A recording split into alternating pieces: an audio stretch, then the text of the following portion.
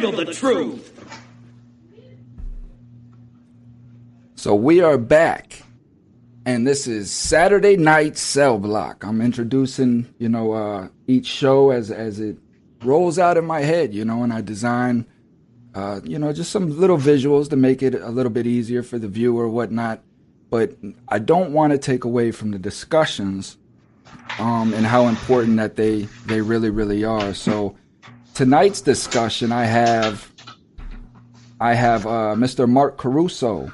Now, Mr. Mark Caruso and I had done a show previously. He was running for office, I believe, for a different seat, and now he's coming in trying to win the seat for mayor for Winter Springs, Florida. So, bringing Mark into the new cell block. What seat was you running for currently, and what are you running for now? Well, I was running for House District 38, for state representative, and dropped out of that race. I wasn't getting enough support. The guy that is in the seat now, he's got way too much money. You just can't compete with it. Even the person he's running against now that took over the spot that I was in, she can't even probably come close to him as far as money wise, and he's probably going to win anyway. So it might have been best that I did drop out of it, but at the same time, it was a little disappointing because my heart was in it, and I wasn't getting enough support. So it is what it is. So now I'm running for mayor of Winter Springs, where I live actually. And there you go, you see that right there. So that's where I'm at, and now we're a couple of days until election day, and I'm feeling pretty good. I think I'm going to win. Got a lot of support here in the community. My background speaks for itself. People like that. I have 2 running mates that are running for commission. They're doing great. I think it's going to be win across the board for all 3 of us. People here want change. They want to vote the incumbents out because they're not doing anything. And that seems to be, what's going on in a lot of cities. So you're going to be mayor? Yeah, it still hasn't sunk in yet. What do the responsibilities of a mayor have? Like, what would your daily routine be? Well, the job of the mayor is basically you're the face of the city. You get involved with the community. You talk to the residents, see what they need, see what needs to be fixed, see what things are going on, and then you bring that back to the commission. You bring it to the city manager. You get things done, together as a group, and you work for the people, and you do what the people need. So right now, the biggest thing in Winter Springs, we got hit real bad with the hurricane, and we had a lot of people that lost their homes because of neglect by the city. They didn't clean out the storm drains. They didn't dredge the creek that we have running through the city. So all that water backed up into people's houses. And they are very, very upset, and rightfully so. They should be. Mm-hmm. So, one of the first things that I want to start right away is, number one, cleaning out the storm drains throughout the whole city. And I found out that we're going to have to buy the equipment because apparently the city sold the equipment like 7 years ago. Go figure. That explains why they didn't do the work. And of course, dredge out the creek. Who did they sell the equipment to? I don't know that yet. But when I get in there, I'm going to look into a lot of things with a lot of money that's missing, a lot of equipment that's missing.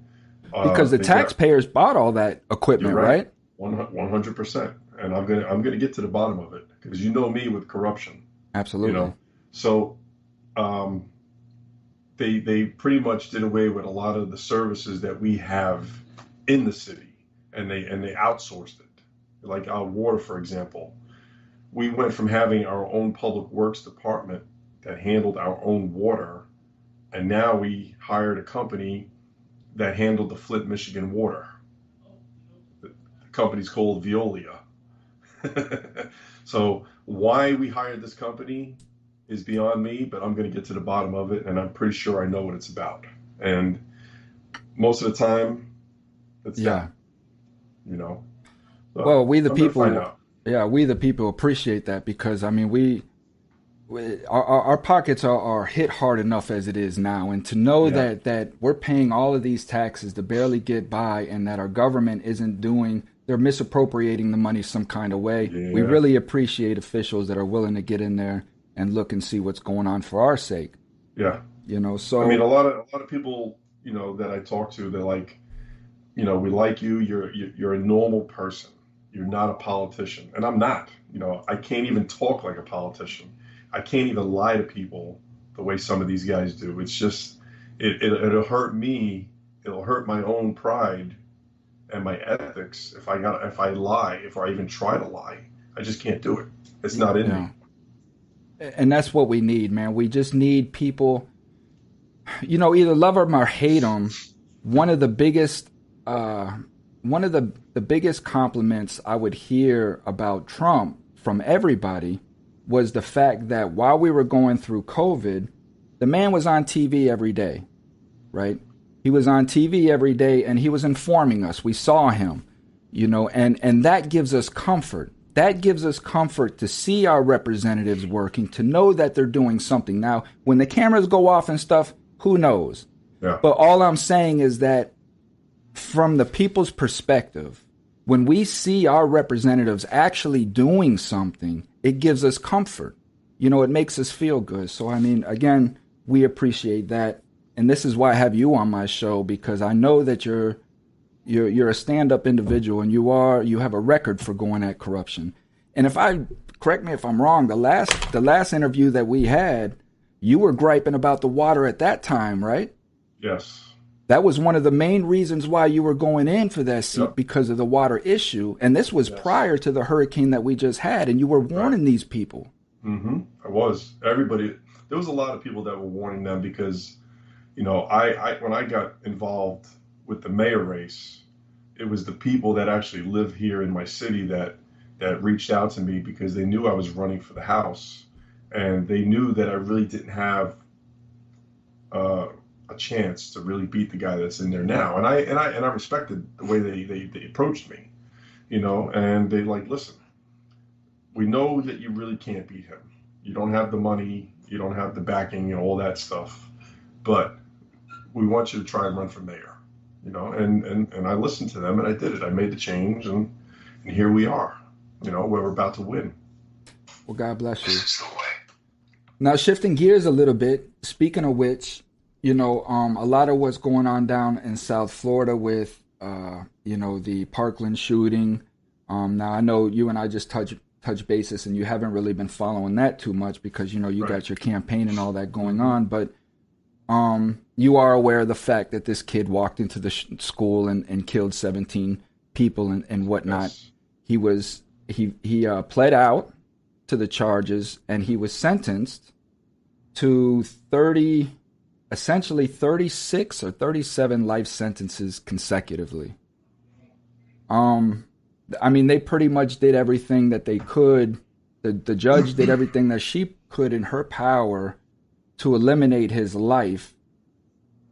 To the extent that she garnished his commissary until all restitution is paid off. You're talking all restitution is paid off. Yeah, but you know as well as I do, there's ways around that. There is. And a couple people would ask me about that, and I said, well, sure, there's ways around that. And what I would do is, there's not ways around the garnishment. But Right. what I would do is I would have to have money sent to another inmate's books, and Yep. he would have to go to the store for me, and Right. fill out a list. But in the case of individuals like this, nobody's going to go to the commissary for this guy. If he puts books on anybody's commissary, they're going to take it. Don't don't think that's always true, because as long as you have that in prison, you can get almost anything you want. You know that. So Well, this is if true. if And he has money, if he has family that has money, and they have a way to get money to him or through other inmates, you better believe that they're going to get it for him, but they're also going to charge him at the same time. he might wind up with half, of what he actually gets, and he's got to give the other half to the inmate that's getting the money from the outside. That's how it works. You know that. Right. Yeah. Well, there's no question, and there's ways around everything. Right. And with that, we're looking at sentencing this person. This kid is 23 years old now. And you're talking, let's just say another 50 years. Let's give him 50 years. Let's just say he lives to 73 inside of prison. That's 50 years at $36,000 a year. That's almost $2 million for this one individual to house him under these conditions for the rest of his life until he dies. I believe the state of Florida pays its executioner $150 per execution. So how do you feel, Mark? How do you feel in situations like this when you have an individual that committed such a crime and just changed the scope of a community? What do you do with this individual? Do you put him to death? Are you for the death penalty in fashions like that? Or that's a real, hard discussion, because you have a lot of emotions, from the families, and you have to listen to the families, and, in a case like this, there's so many families, that, the judge has to make a decision, or the prosecutor, do we listen to all the family members? They want the death penalty. Do we go for the death penalty? Or do we go for the surefire win, which is life? There could have been reasons why, they didn't want to go for life. It's hard to say, and it's a real sensitive issue, that it's not easy to talk about. In this case, 3 of the 12 jurors in the deciding factor, because in 2016 it used to be up to the judge. The jury, it was discretionary, you might as well say. They would give their discretion, and the judge really could overturn that ruling if they wanted to. But in 2016, they ruled that is no longer so. The power went back into the jury, and the jury ultimately decides life or death. Right. So in this case, 3 of the 12 found mental capacity to be a reason for the crimes, and that this is the reason why he got life versus death because of his competence, so to speak. Well, in my opinion, this is just my opinion, with everything surrounding, his case, I don't think he's going to live his entire life, long in prison, in my opinion. I think either the inmates are going to get him or other unfortunate circumstances. And I'm glad that you said that, because that's exactly what we have the family running around screaming about now. The family is crying for this man to be brutally murdered in prison. Right. And me coming from that environment and me having that type of mentality in there at the time, specifically dealing with pedophiles, at the time that I'm dealing with pedophiles, I'm justifying it in my mind by thinking that I'm doing the public good. I'm doing what the public wants me to do. Right. And me and a gentleman named Demetrius on our Thursday night show, we talk about this image that we have to have, because Thursday nights we're kind of carrying this conversation about teen killers. Why is our teenagers killing so quickly? And he brought up a story about this kid in football. And on the back of his jersey was the name Killer Mike. And this kid was living up to that name, that expectation that was being put on him to commit the violence that he was in the game. And I think we put a lot of those expectations on our children, on our communities, on certain people, specifically prisoners. Because that's what I felt like. I felt like when I was in there and I was doing these things, that I was doing the public service. This is what they wanted me to do. I hear him say it all the time. You know what I mean? Yeah. When it comes to pedophiles. And we're hearing this here. But what makes them any different, Mark? What makes them any different from that kid who went into that school? He wanted to kill people. He wanted people dead. And now you have these people in here, even their own children, wishing Yeah. that this human being goes in there and gets murdered. What makes them different? Well, what makes them different is, yes, they're family of those kids, and it's emotions. So it's hard to put yourself, you know, in the same mindset as they are, because they lost a loved one, and you really can't, put yourself in their position to understand how they're feeling. It's emotions right now. They want him dead. That's going to happen. That's normal. Give it a year from now, 2 years from now, they might look back at it and they're like, you know what, I was wrong for thinking that. There's a lot of things that could change the way they feel, and it's hard. It's really hard, and nobody could ever put themselves in that unless they've been through it. So that's absolutely correct. That's absolutely correct, and that goes for both sides, and we have to start thinking about that as far as these killers as well. You know what I mean? Yeah. Because like you just said, the emotion is there and the emotion is real, but there's something in there that in our conscious that tells us not to act on those emotions. Yeah. And if that is not there, that mechanism is not there, then what stops us? What stops us from acting out these emotions? Mm-hmm. And what I see today is a bunch of Americans who live in their emotions. Yeah. They're constantly in their emotions from the moment they get up to the moment they go to sleep. And it's become ingrained in them. So if they're not in their emotions, they feel out of place.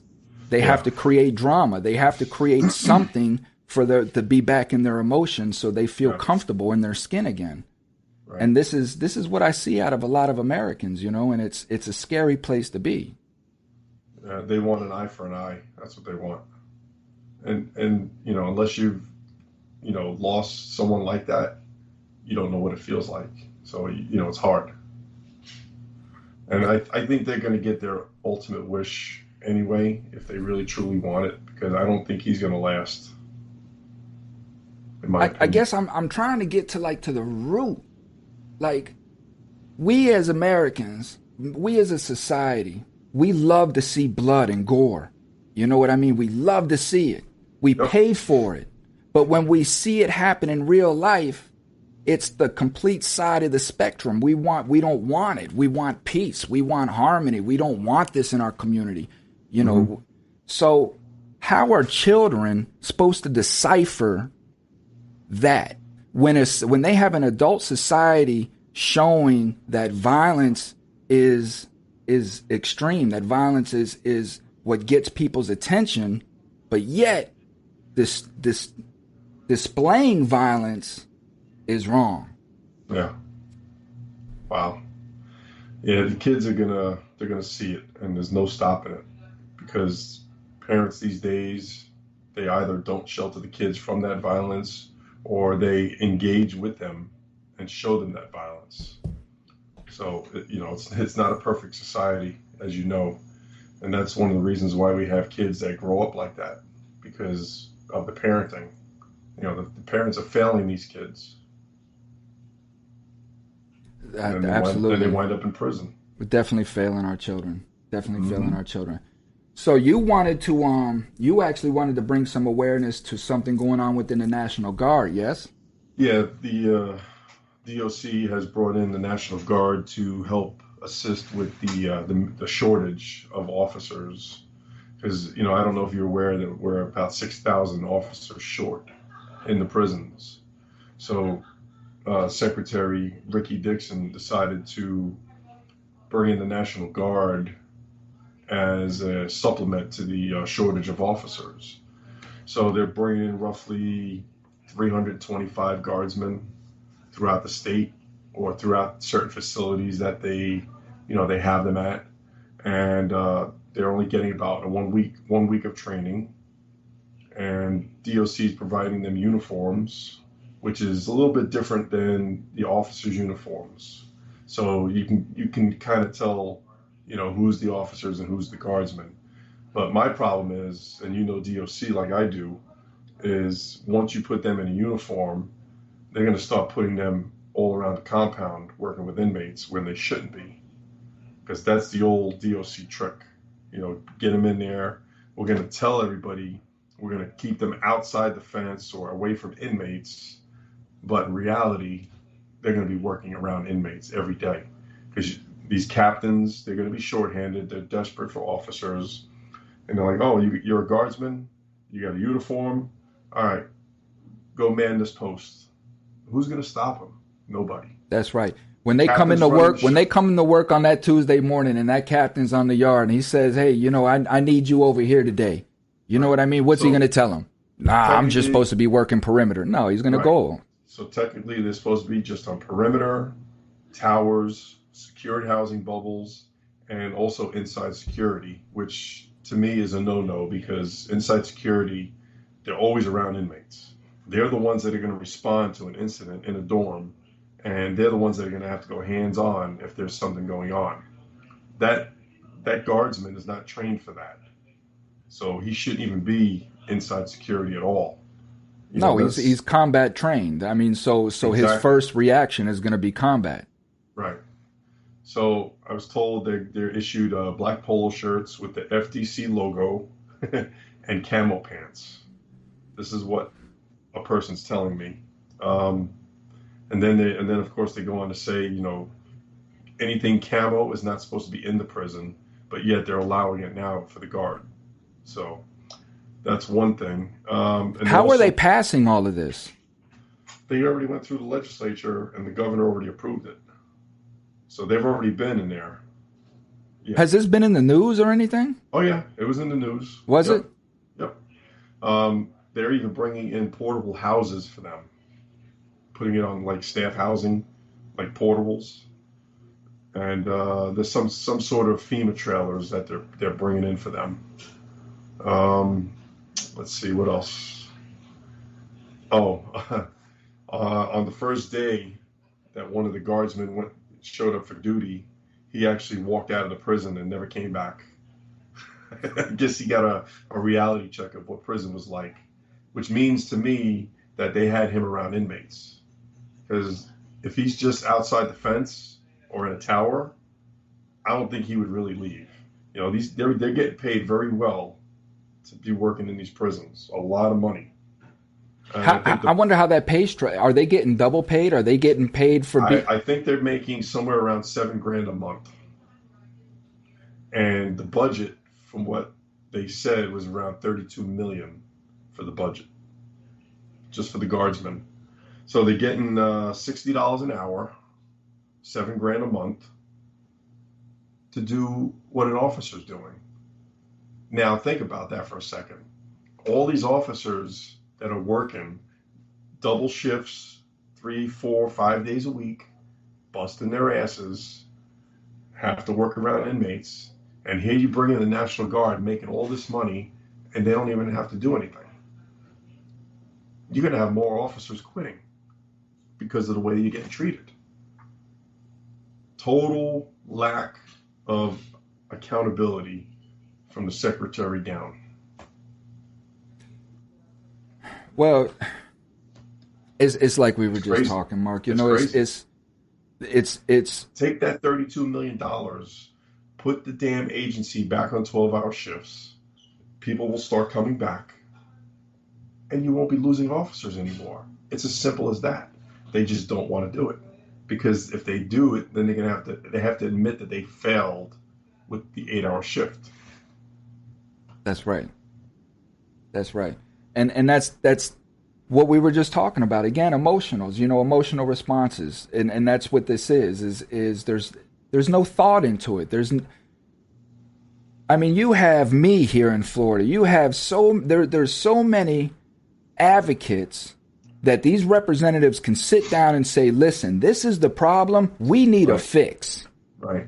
And man, I will have a game plan with them in 3 days of a fix. I don't even need 3 days. I've You been know what I doing this so mean? long. They can hear it. They can hear it from me in 5 minutes.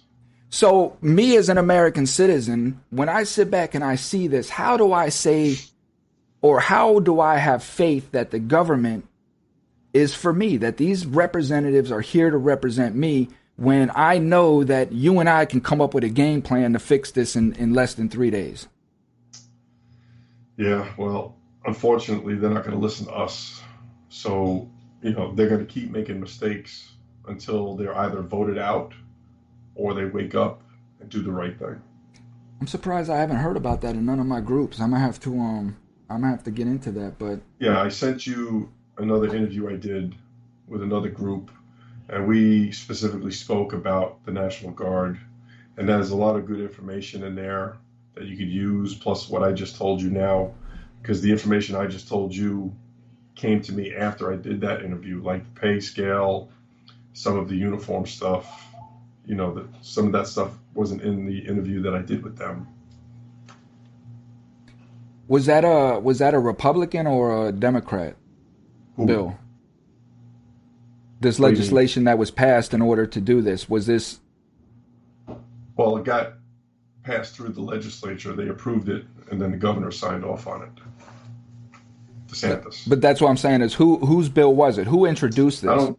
I don't even think it was a bill. It wasn't a bill.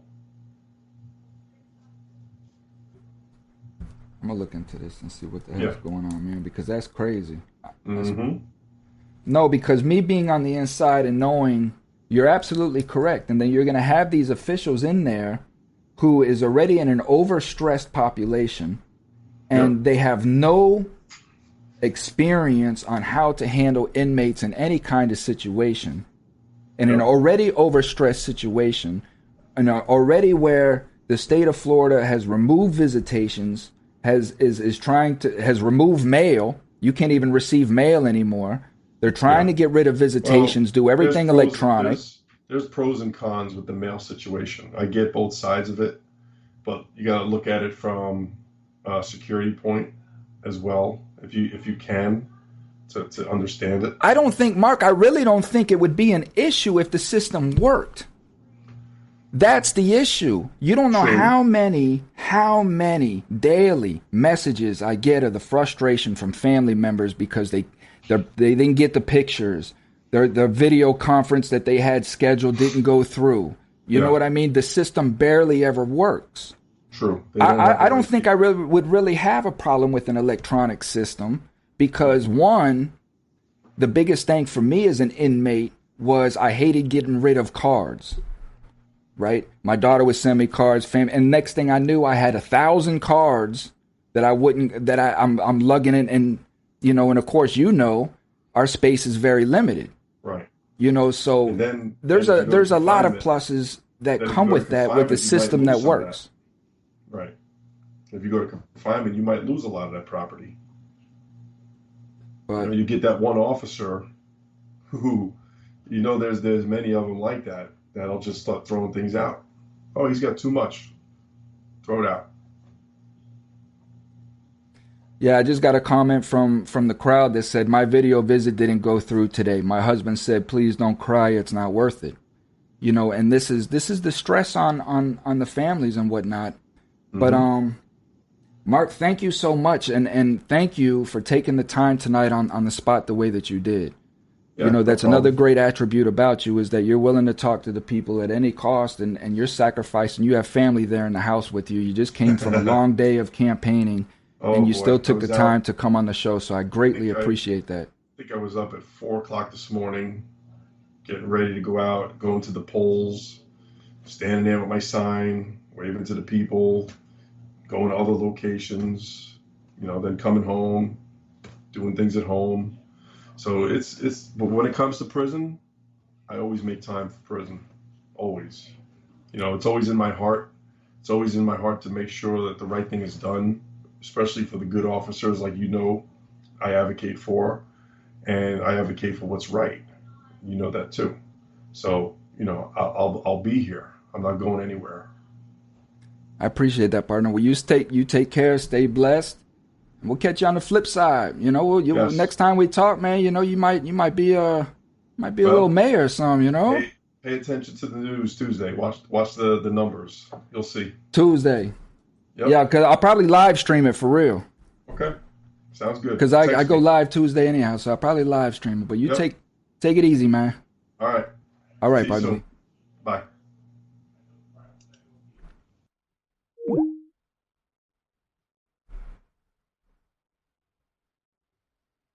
All right, everybody. So I hope you enjoyed the show. Now comes the special treat. So what I have now and what I'm going to be introducing into the show, the final couple minutes, is a segment called Thoughts from the Cell. And what I'm going to try to do is just reenact different scenarios, different stresses, pressures that we as inmates may go through just on a daily life that society may not really get a glimpse into. So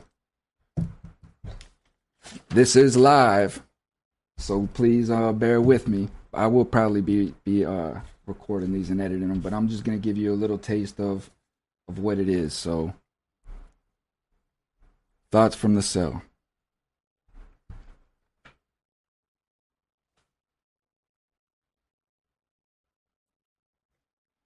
Hey, Jimmy, you got a stamp? Man, I need a stamp, man. I don't get my commissary till next week, and I got to get this letter to my daughter, man. It's got to go out today, Jimmy. Jimmy, let me just get a stamp. Pass the stamp down. Yeah, man, I'll get you 2 stamps when I go to the store again, man. Goodness. I got to get this letter out today, man. It's got to get there by next week to my daughter. I appreciate it.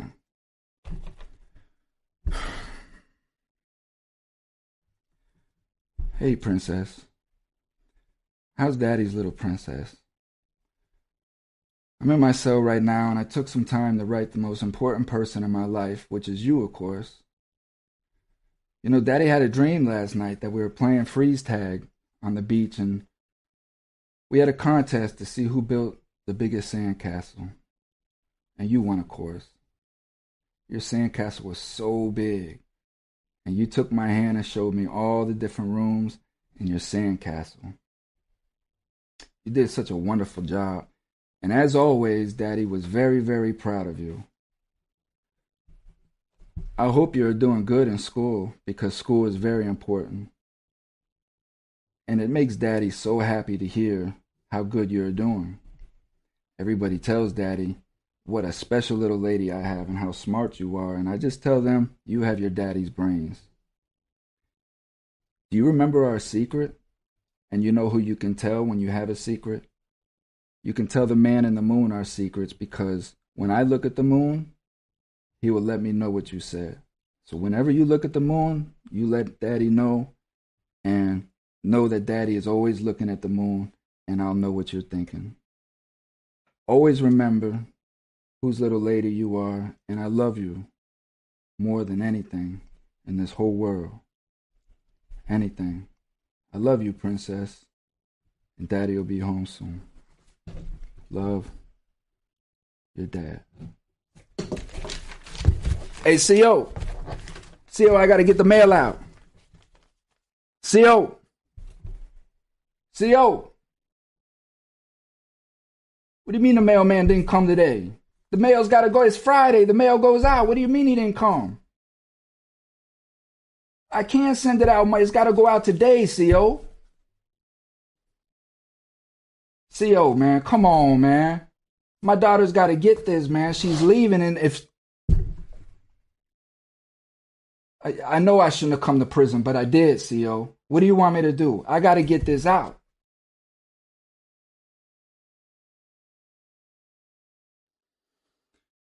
You know, I spent a lot of frustration, a lot of times like that, behind bars like this, in situations like that. And I had to come to the realization, that I was already incarcerated, and now I'm trying to be a good dad. And true enough, we can change and attempt, new things, but I can't allow the situations that I've gotten myself into to frustrate me or aggravate me because I expect people to bend when I wasn't willing to bend when it counted. When I was in prison, I was forcing people. I was trying to be a good dad. I was trying to show people that I was a good dad, really to make myself feel like I wasn't a bad dad because I was in prison. But the fact remains, I was a bad dad because of the actions that I took to go to prison. I wasn't thinking about being a good dad before I went to prison. So I sacrificed that. And it took me years to understand that and realize that before I could really just start accepting some of the things like what we just saw, you know. So just think about these things before we allow our emotions to get out of control. I've been spending a lot this week speaking about emotions because a lot of us are constantly in them. We have no control over them. We're not even aware of it. And then when things happen, and then we have time to sit down and think about it, we realize that we should have or could have handled it much differently. So this is Thoughts from the Cell. This is what you can expect from this. If you guys have any scenarios or anything that you'd like me to reenact in a sense like that, to try to give the public a sort of feel, an in-depth look, please get a hold of me on social media. Other than that, please visit www.cominghomecoalition.com to see how you can contribute and, keep this show going and see what else we got going on. So until Tuesday night, stay blessed, stay care. Love you guys, and we out.